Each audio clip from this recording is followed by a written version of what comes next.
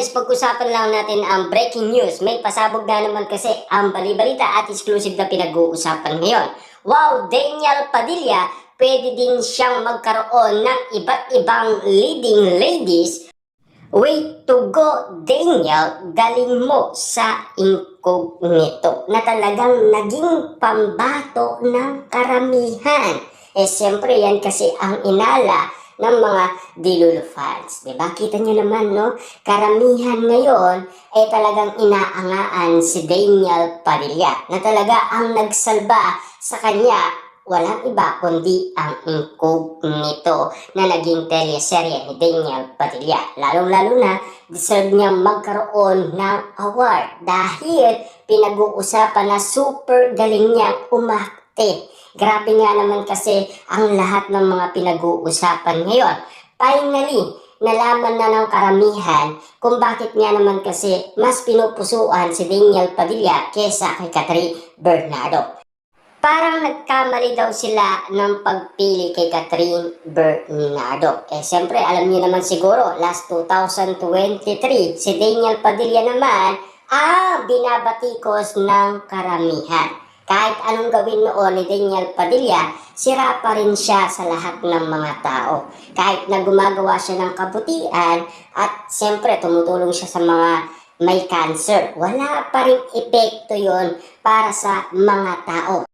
Kahit sabihin man natin na gustong tumulong ni Daniel Padilla sa lahat ng tao, kaso nga lang kasi hindi niya magawang suportaan siya ng karamihan. Pilit siyang pinapabagsak ng karamihan dahil sa ginawa niya kay Catherine Bernardo. Kaya nga naman kasi galit na galit umano ang karamihan. Pero ngayon, mas naiintindihan nila si Daniel Padilla kesa kay Catherine Bernardo.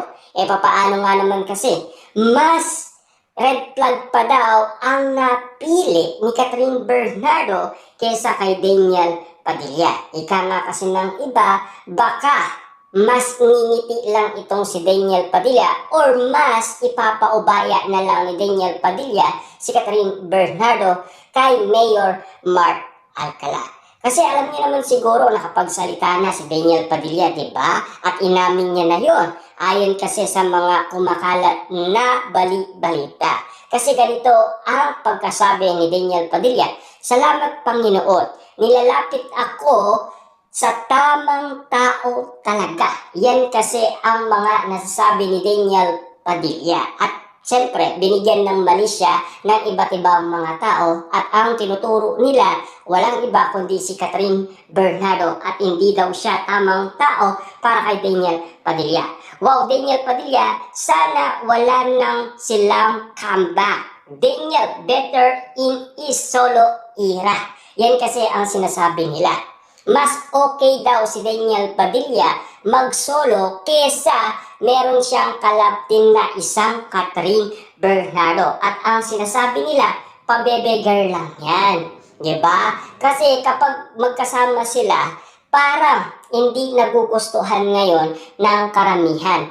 Pero dati pinupus pa ang Katniel na magkaroon ng balikan. Pero ngayon, wag na daw silang magbalikan kasi kawawa daw si Daniel Padilla kapag nagkataon. Diba? Kita nyo naman, no? Grabe nga naman kasi ang expectation ng karamihan kina Daniel Padilla at Catherine Bernardo. At least, nalalaman na natin na meron ng nalaman ang maraming tao dahil sa nakita nila kay Daniel Padilla at Maris Racal. Ayon kasi sa karamihan, wow Daniel, magaling kasing umarte kaya di napataob, may kilig nga sila ni Maris Racal. Grabe nga naman kasi yung stage na talagang kilig-kiligan ang dalawa pero mas kinilig umano ang mga tao sa UK. Grabe nga naman kasi ang ginawa ni Maris Racal at Daniel Padilla na parang nasilayan na natin ito kina Catherine Bernardo at Alden Richard. Pero mas malupit pa pala ang mararanasan natin na gagawin umano ni Daniel Padilla at Maris Racal. Grabe nga naman kasi ang iniisip ng karamihan, bakit daw hindi totohanin ang arutan at kulitan, lalong-lalo na yung sweet moment na pinapakita nila. Lalong-lalo na kasi yung titig nila sa isa't isa, napaka malagkit daw. Lalong-lalo na nagbigay meaning ito para sabihin kina Daniel Padilla at Maris Racal kung ano ang gustong sabihin ng karamihan. Diba? Magkaroon daw ng teleserye muli or movie para nga naman kasi mas makita pa ang kagalingan ng dalawa.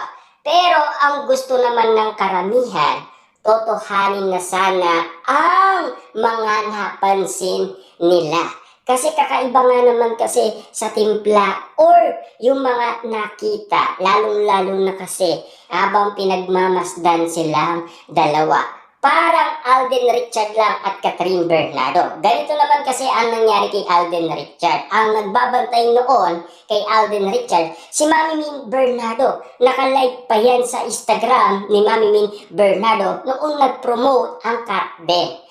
Habang si Catherine Bernardo kasi ay nasa itaas ng stage at siya ay kumakanta, si Alden Richard naman ay todo titig dito kay Catherine Bernardo na walang kurap talaga. Grabe. Kaya nga naman kasi kapansin-pansin ni Mami Bernardo na mukhang may pagtingin talaga si Alden Richard kay Catherine Bernardo. At ito naman ang napansin nila na ginawa ni Daniel Padilla at Maris Racal. Hindi daw talaga kumukurap itong si Daniel Padilla na talagang titig na titig lang ito kay Maris Racal. Kaya nga naman kasi napag-isip ang karamihan na parang merong kakaibang nangyayari or may something na talagang kakaiba na pinapakita ang dalawa.